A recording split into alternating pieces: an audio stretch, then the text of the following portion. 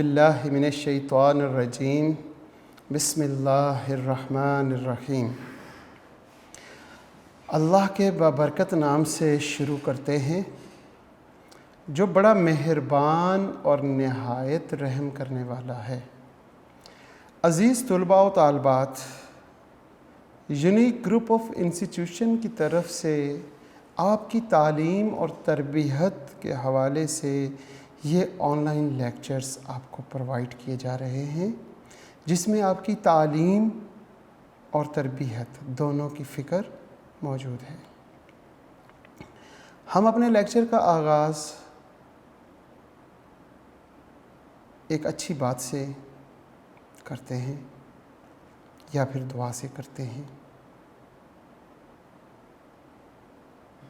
तो आज हम एक दुआ से अपने लेक्चर का आगाज़ करते हैं और वो दुआ है रिज़्क़ की।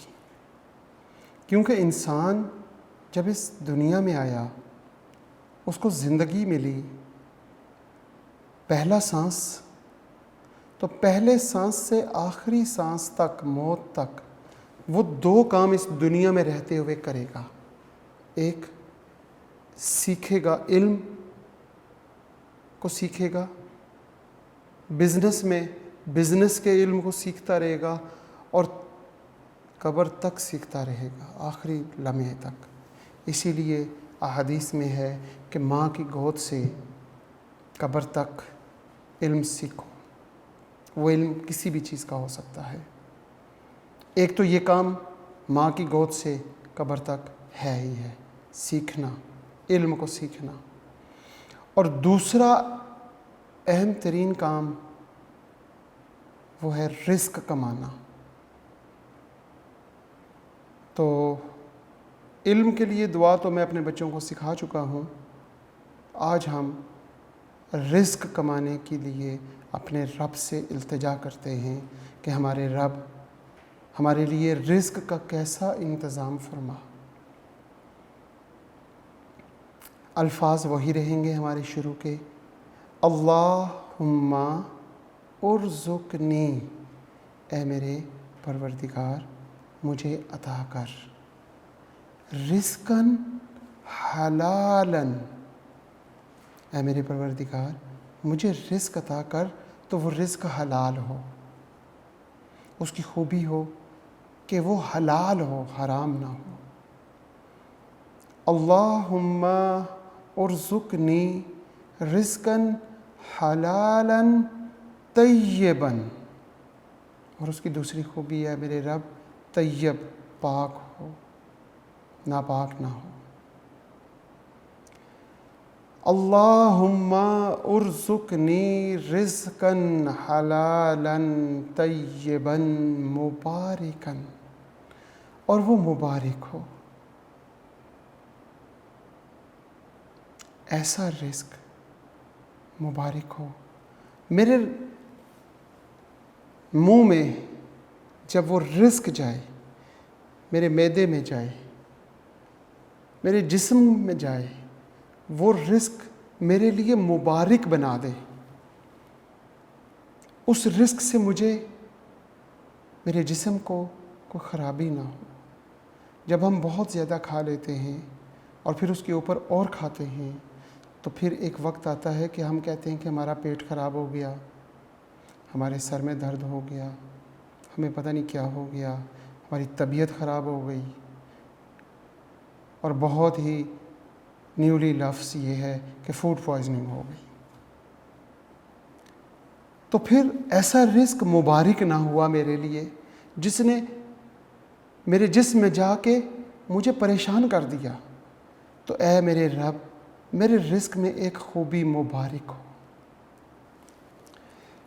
अल्लाहुम्मा उर्ज़ुक़नी रिज़्क़न हलालन तय्यबन मुबारकन वासिअन, और ऐ मेरे रब मेरे लिए रिज़्क़ के ख़ज़ानों को इतना खोल दे, इतना खोल दे कि वो वसी हो, इतने वसी हों, इतने वसी हों कि ऐ मेरे रब मुझे रिज़्क़ मिलता जाए, मैं ख़ुद भी खाता रहूं, हलाल भी हो, वो तय्यब भी हो, वो मुबारक भी हो, वो इतना वसी हो कि मैं तेरे उन बंदों को भी देता रहूं जिनके पास रिस्क कम है, मेरे ज़रिए से उन बंदों तक भी रिस्क अता कर, इतना वसी हो।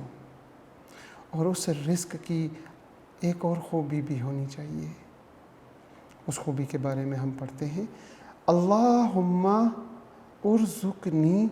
अब मैं जैसे जैसे पढ़ता जा रहा हूँ आपको समझ भी आ रही होगी कि दुआ में हम कह क्या रहे हैं। अल्लाहुम्मा उर्ज़ुक़नी रिज़्क़न हलालन तय्यबन मुबारकन वासियन मिन इंदिक। ऐ मेरे रब, जो मुझे रिस्क अता करना है उसकी सबसे बड़ी खूबी ये होनी चाहिए कि वो रिस्क तेरे पास से डायरेक्ट मुझे मिले, किसी के वसीले से ना मिले।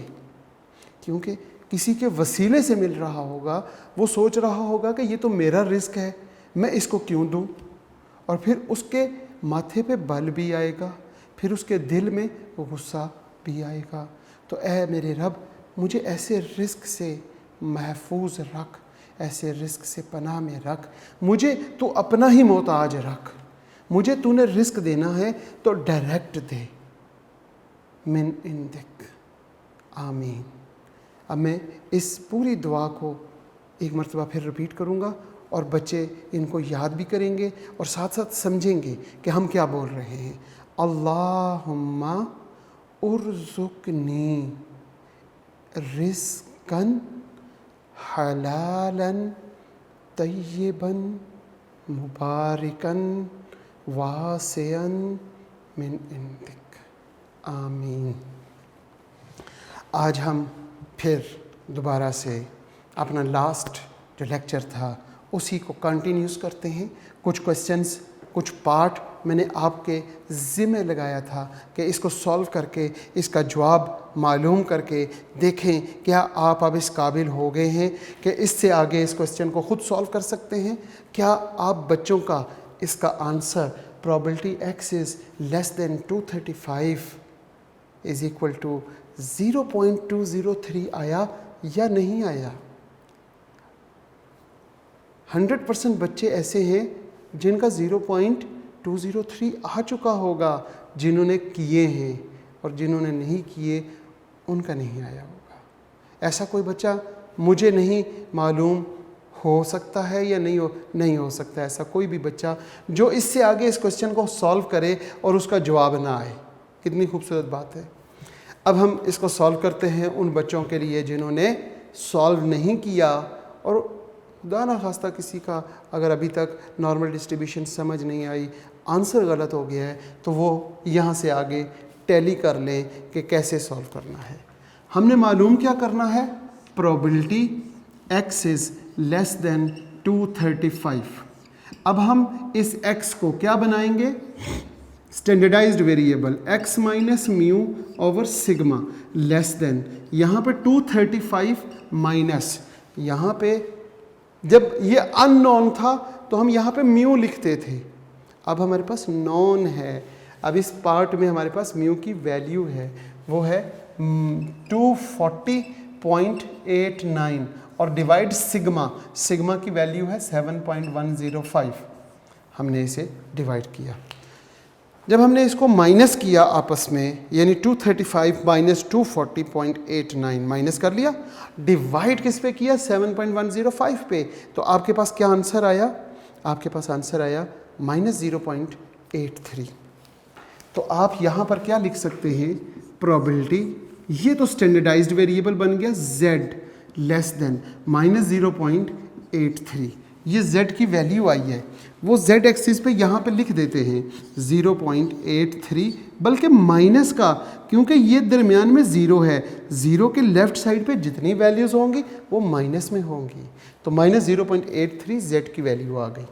अब जब प्रोबेबिलिटी में स्टैंडर्डाइज्ड वेरिएबल होता है तो स्टैंडर्डाइज्ड वेरिएबल को क्या करते हैं, थ्योरम से पूछते हैं कि क्या करें। थ्योरम कहता है कि जब हमारे पास प्रोबेबिलिटी में क्या लिखा हो, z लिखा हो और लेस देन ए हो तो क्या होता है, फाई ऑफ ए। लिहाजा अब हम यहां पर लिखेंगे फाई ऑफ -0.83। अब ब्रैकेट के बाहर फाई है या फाई इनवर्स, फाई। जब फाई होगा तो टेबल नंबर 9 में जाएंगे। और टेबल नंबर 9, ज़रा जल्दी से टेबल नंबर 9 में वैल्यूज़ देखें क्या है। टेबल नंबर 9 हमारे पास शुरू होता है 292 पेज पर। वहाँ पे फर्स्ट कॉलम में Z लिखा हुआ है, P नहीं लिखा हुआ। और Z देखना है -0.83 को। जल्दी से देखें, 292 पेज पर तो नहीं नज़र आ रहा, 293 पेज पे देखेंगे -0.8, -0.8 दूसरे ब्लॉक में दूसरी रो में -0.8 मिल गया आप बच्चों को। उसको हम देखेंगे 3 में। पहला कॉलम है 0 का, दूसरा कॉलम है 1 का, फिर 2 और फिर 3। और क्या वैल्यू मिली आप बच्चों को, 0.20327, 0.20327। तो यहाँ पे लिख लेते हैं 0.20327। और अगर आप देखें तो आपका जवाब ये आ चुका है। वो 27 को उसने राउंड किया। बहुत ही आसान सवाल था, इसलिए मैंने आपके ज़िम्मे लगाया था कि प्यारे बच्चों आप इसे कर लेंगे इंशाल्लाह। और बहुत से जैसे मैंने कहा कि 100% बच्चे ऐसे हैं जिन्होंने ये सवाल खुद कर लिया था, लेकिन मैंने यहाँ पे फिर सॉल्व करके दिखाया कि चले आप बच्चों को समझ आ जाएगा। आज हम बात करते हैं क्वेश्चन नंबर 14 की। 14 का अब हम करते हैं बी पार्ट। 14 का बी पार्ट भी बहुत ही खूबसूरत सवाल है। उसमें भी पहले पैरामीटर्स मालूम करने हैं उसी तरीके से, और उसके बाद एक परसेंटाइल्स भी मालूम करना है। क्वेश्चन नंबर 14 का बी पार्ट अगर आप देखें तो लिखा हुआ है द 90th परसेंटाइल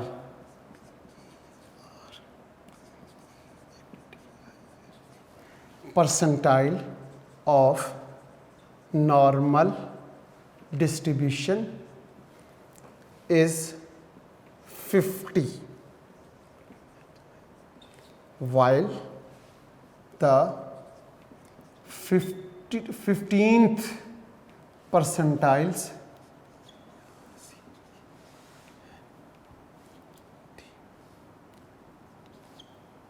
is 25.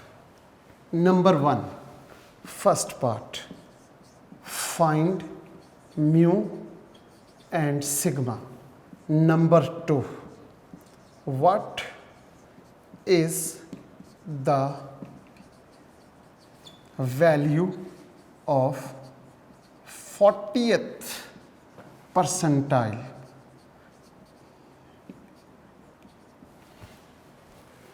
लो जी, क्वेश्चन नंबर 14 की हम बात करते हैं।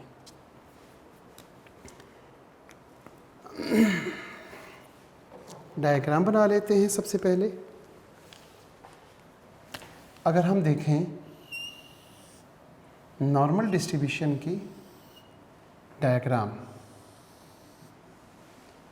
दरमियान में म्यू -इन्फिनिटी टू +इन्फिनिटी इसकी रेंज है। एक्स एक्सिस, जेड एक्सिस का मीन 0 होता है। -Infinity to +infinity. परसेंटाइल्स कहाँ से शुरू होते हैं? जब भी परसेंटाइल शुरू होगा तो 1%, 2%, 3%, 100%, 50%, समथिंग इस तरह चलता है। -इन्फिनिटी से या +इन्फिनिटी से, तो शुरू से शुरू होते हैं, लिहाजा -इन्फिनिटी से। पहली बात, पहली कंडीशन, 90th परसेंटाइल इज़ 50। इसका मतलब है P90 इज इक्वल टू 50 है और दूसरा P15 इज इक्वल टू 25 है। परसेंटाइल जब भी बात होगी माइनस इन्फिनिटी से शुरू करेंगे। माइनस इन्फिनिटी से शुरू करते हैं। कहाँ तक जाना है मैंने? 90। जब यहाँ पे हम चलते जाएंगे तो यहाँ पे बात आती है 50%। P50 यहाँ पर है, हमने तो 90% तक जाना है, तो 90% तकरीबन यहाँ पर बनता है। तो ये हमारा 90% P90। यहाँ पे हम लिखते हैं P90 और P90 की वैल्यू है हमारे पास 50। तो ये सारा एरिया कितना हुआ जो हमने शेड कर दिया under the area of the normal curve, shaded area जो है ये हमारे पास 0.90 है, क्योंकि 90% है। 90% का मतलब होता है 90/100।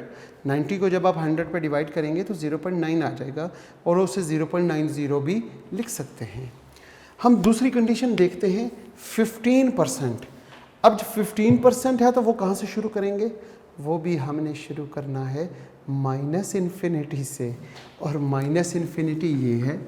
माइनस इन्फिनिटी से जब हम शुरू करेंगे और 15% कहाँ तक आएगा हमारे पास? 15%, अगर हम 15% की बात करें तो तकरीबन हम समझ लें कि चले यहाँ तक आ गया।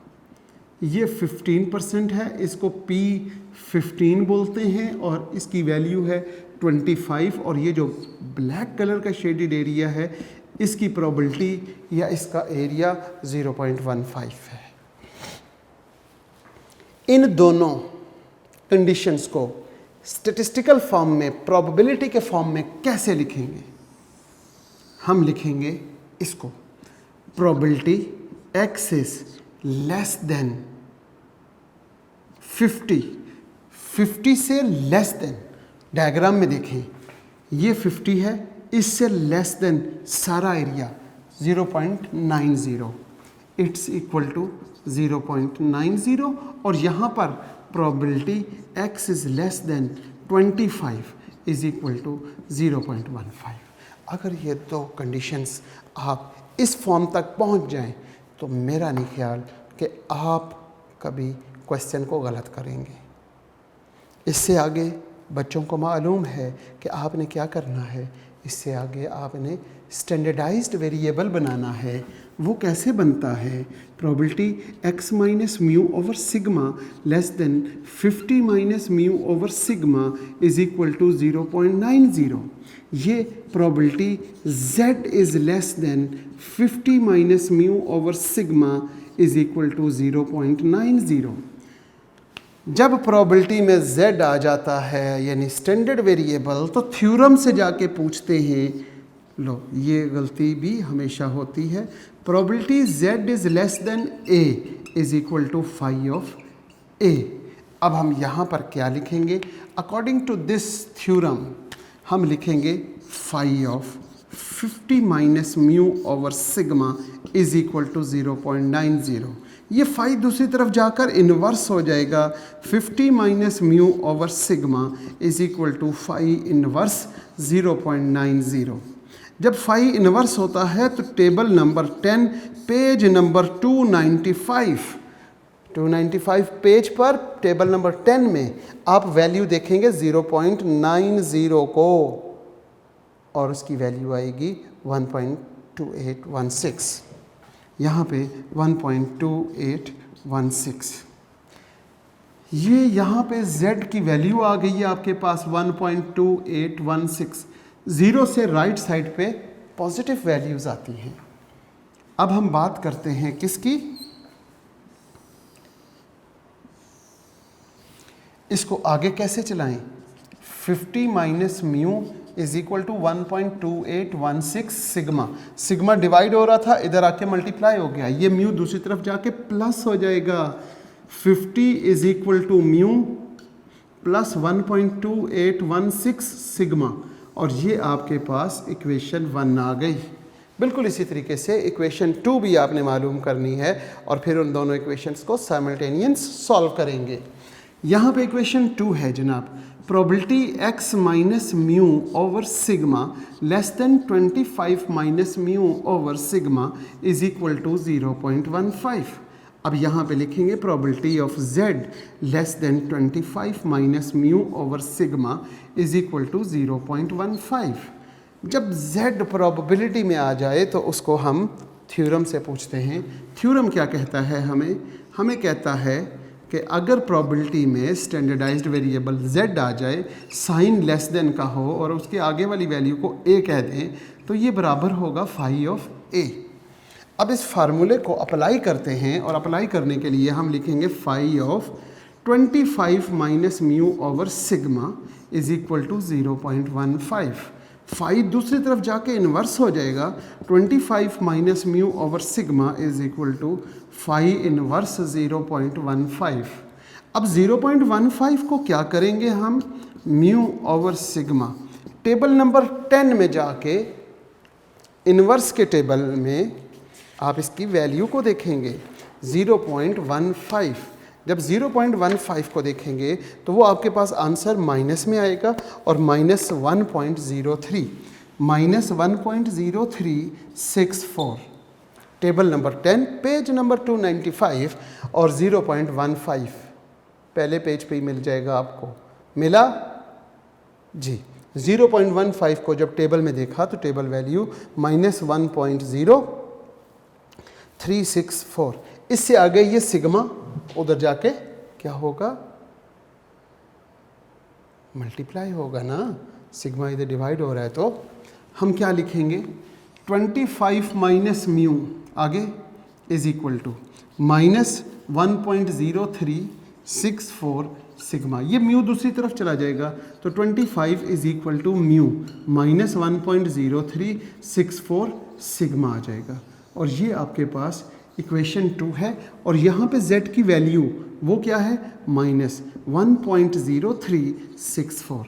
अब ये दोनों इक्वेशंस जब आ जाएंगी तो इन दोनों इक्वेशंस को साइमल्टेनियस सॉल्व करेंगे। जैसे ही साइमल्टेनियस सॉल्व करेंगे तो उम्मीद करता हूँ कि म्यू और सिग्मा की वैल्यू आ जाएगी आपके पास। म्यू और सिग्मा मालूम करने के लिए इक्वेशन 1 को इक्वेशन 2 से सब्ट्रैक्ट करना है। आपने क्या करना है, equation 1 minus equation 2।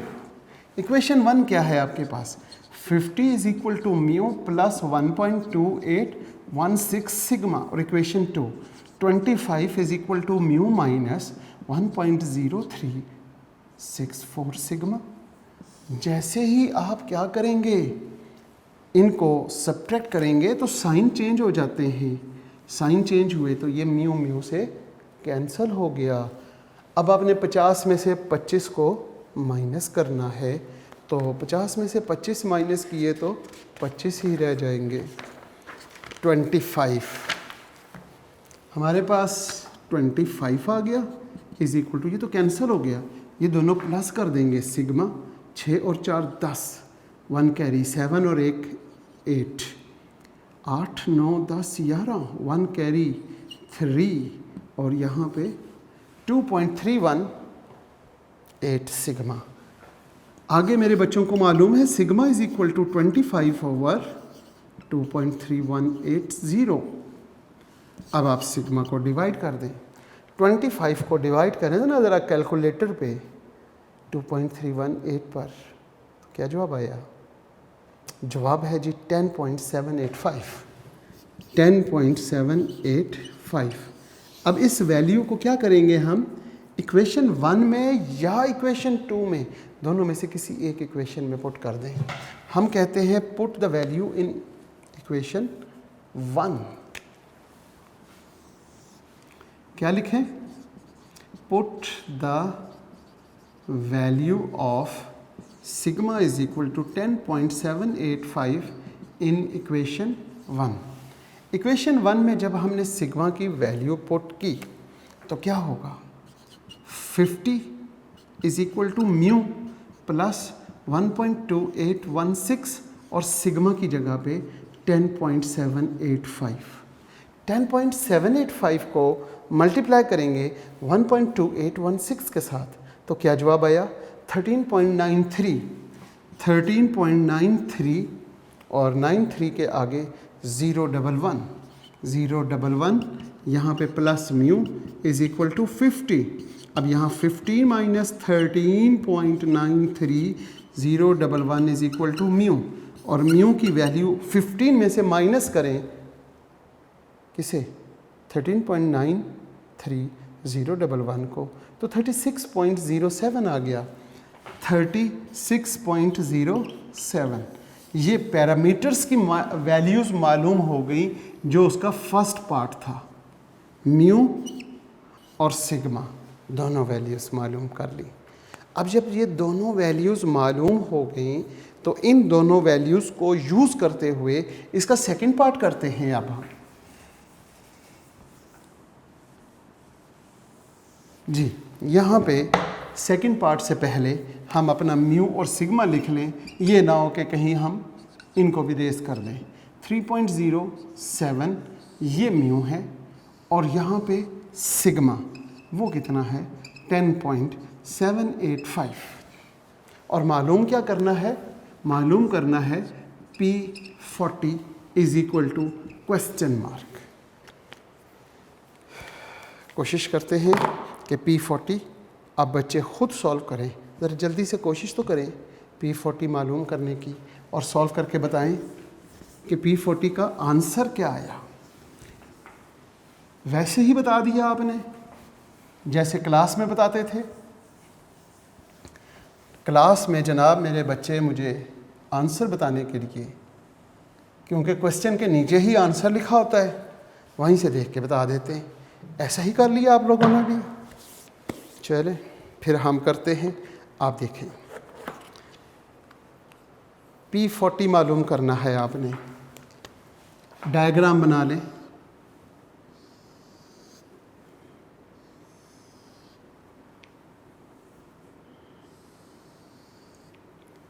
Mean minus infinity to plus infinity range, x axis. क्या वैल्यू है मीन की जो हमने मालूम की है, वो है 36.07। 36.07 हम यहाँ पे लिखेंगे 36.07 जेड एक्सेस। इसका मीन 0 है, माइनस इन्फिनिटी प्लस इन्फिनिटी। जी कितने बच्चे हैं जिन्होंने सॉल्व कर लिया है P40 की वैल्यू। P40 percentiles. अब परसेंटाइल्स हमने कहाँ से शुरू करने हैं, प्लस इन्फिनिटी से या माइनस इन्फिनिटी से, क्योंकि वो तो तरतीब से शुरू होते हैं और प्लस इन्फिनिटी पे जाके P 100% हो जाता है।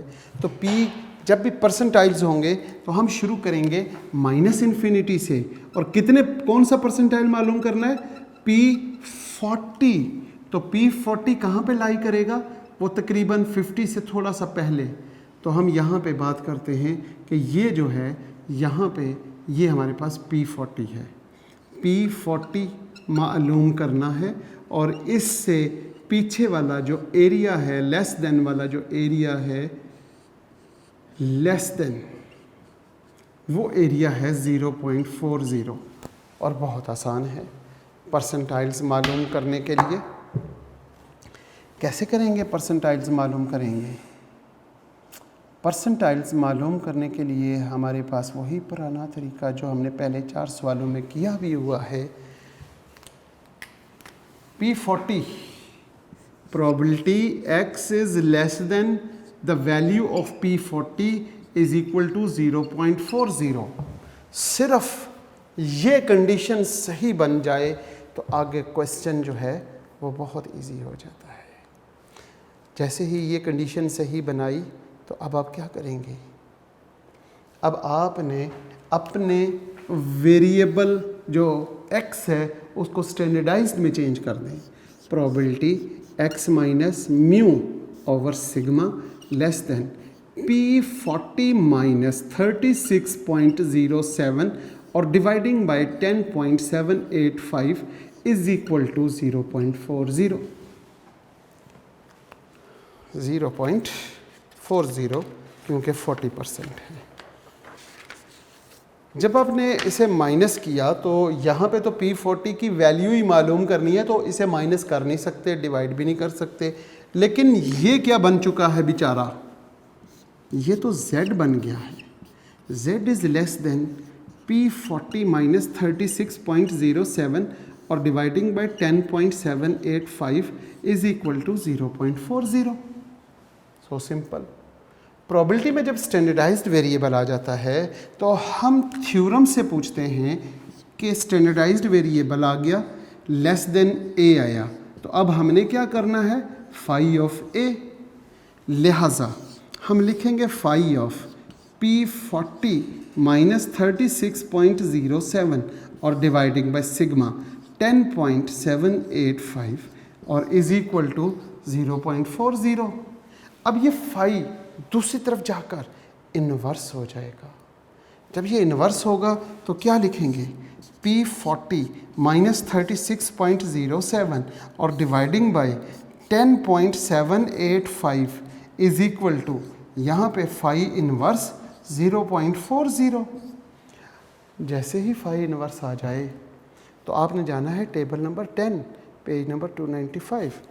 0.40 मेरा ख्याल है 295 के बाद 296, पेज नंबर 296 पे देखें।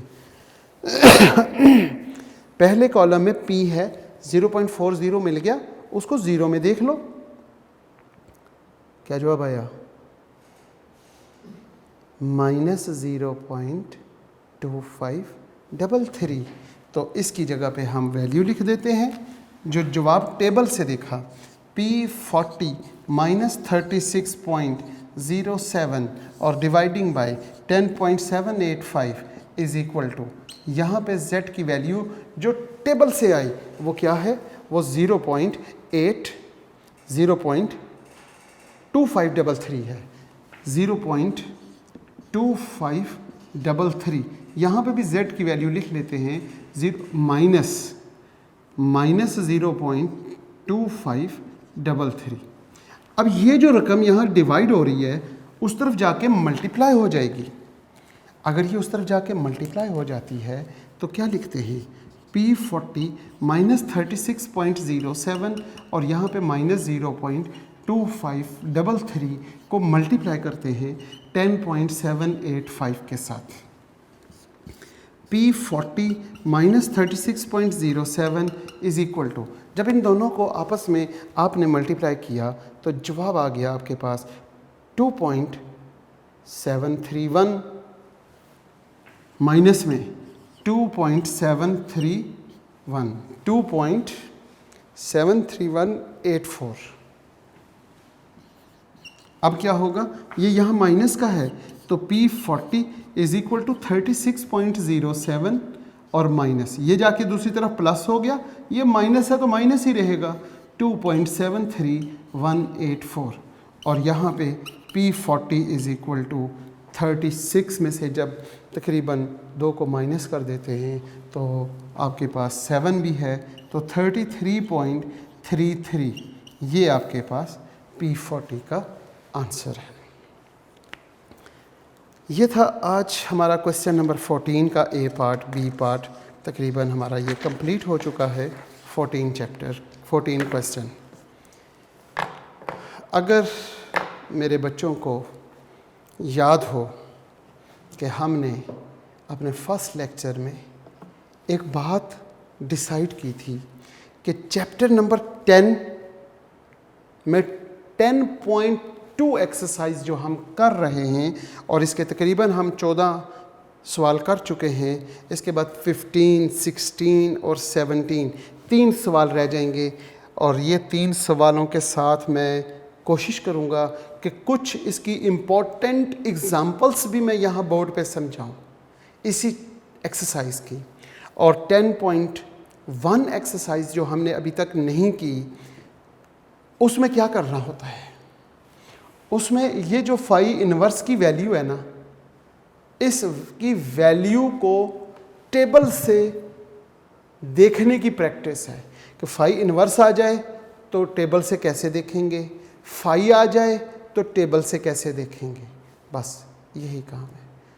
बच्चे कोशिश करें 10.1 के कुछ क्वेश्चंस बेशक एंड से शुरू कर लें, आखिरी क्वेश्चन से हम शुरू कर, आप कोशिश करते रहें, तो जैसे ही ये एक्सरसाइज हमारी कंप्लीट होती है तो फिर हम 10.1 की जानिब चलेंगे, और वो भी तकरीबन 1 या 2 लेक्चर्स में या मैक्सिमम 3 लेक्चर्स में मैं कोशिश करूँगा कि उससे भी वाइंड अप करके आपको सारी चीज़ें समझा दूँ। ये जो 10 चैप्टर नॉर्मल डिस्ट्रीब्यूशन हम कर रहे हैं, इसमें से आपको क्या मालूम है, मैंने पहले भी बताया था कि पेपर में शॉर्ट क्वेश्चन इसमें से तकरीबन कभी 5 आते हैं, कभी 6 आते हैं, 6 भी आए हुए हैं कुछ पेपर्स में, कभी 5। हम 5 को तो फिल वक्त कन्फर्म है कि शॉर्ट क्वेश्चन 5 आते हैं। MCQs 3 कन्फर्म, 4 भी आते हैं, कभी कभी 3, कभी 4, कभी 3, कभी 4, लेकिन हम जो कम से कम पॉसिबल हैं उनको फॉलो करते हैं। और लॉन्ग क्वेश्चन इसमें से एक पूरा आता है, ए पार्ट बी और बी पार्ट बी। अब ए और बी दोनों पार्ट एक्सरसाइज 10.2 के जो क्वेश्चंस हैं उन्हीं से रिलेटेड सारा कुछ, या उसकी कोई एग्जांपल आ जाती है, या क्वेश्चन नंबर 10 एक्सरसाइज 10.2 जो हम कर रहे हैं वहीं से आता है। ये सारी बातें दोबारा रिपीट कर रहा हूँ पहले लेक्चर के बाद आज, क्योंकि हमारी तकरीबन ये एक्सरसाइज कंप्लीट होने वाली है। 3 सवाल रहते हैं, 15, 16 और 17, 3 सवाल रहते हैं, इसलिए मैं दोबारा रिपीट कर रहा हूँ। अगर हम ये सपोज करते हैं कि 5 शॉर्ट क्वेश्चन आते हैं, 5 शॉर्ट क्वेश्चन का मतलब है 10 नंबर, 3 MCQs का मतलब है 3 नंबर, ये एक पार्ट 4 नंबर का और ये भी एक पार्ट 4 नंबर का, कितने नंबर हो गए ज़रा गौर करें। 4 और 4 8, 9 10 और 10 20 और ये 21 नंबर का ये तकरीबन इस एक चैप्टर से आप हासिल कर सकते हैं। अगर 6 सवाल आ गए तो 2 नंबर का इजाफा कर लें, यानी कि 22 और 23 नंबर। अगर 2 सवाल आ जाते हैं, यहाँ पे 5 नहीं आते बल्कि 6 आते हैं, तो यहाँ पे 12 नंबर हो जाएंगे। जब यहाँ 12, यहाँ 3, यहाँ 3, यहाँ 3, 4 और 4 8 और 2 10 और 10 20 और ये आपके पास 23 नंबर। मैं कैसे मान लूँ, जो मैंने आपको पहले लेक्चर में बात बताई कि मेरा एनालिसिस ये है कि स्टैटिस्टिक्स में फ़ेल होना दुनिया का मुश्किल तरीन काम है। ये इंतहाई आसान चैप्टर नंबर 10 जो हम कर चुके हैं, तकरीबन आप सपोज़ कर सकते हैं कि हम 90% चैप्टर कर चुके हैं, और एक एक सवाल मैंने करवाया। 21 या 23 मार्क्स आता हैं। अगर आपके 5 MCQs या कोई 2 शॉर्ट क्वेश्चन मज़ीद ठीक हो जाएं तो क्या 28 नंबर नहीं आ सकते? और अगर आपके 28 नंबर आ जाते हैं तो आप पास हो जाते हैं स्टैट्स में। लिहाजा इस चैप्टर पे मेहनत करें, इसकी इम्पोर्टेंस दोबारा समझा दी है कि इस चैप्टर की कितनी इम्पोर्टेंट है। बहुत शुक्रिया। आज के लेक्चर का हम इस दुआ से इख्तिताम करते हैं कि अज़ीज़ तलबा व तालिबात सदा खुश रहो, सलामत रहो और सेहत वाली ज़िंदगी अल्लाह ताला आपको अता करे। वालिदैन का साया ता क़यामत कायम रहे, और साथ साथ अपने वालिदैन की कदर भी करें, और वक्त आखिर ख़ात्मा बिल ईमान पे हो जाए। आमीन। अल्लाह हाफ़िज़।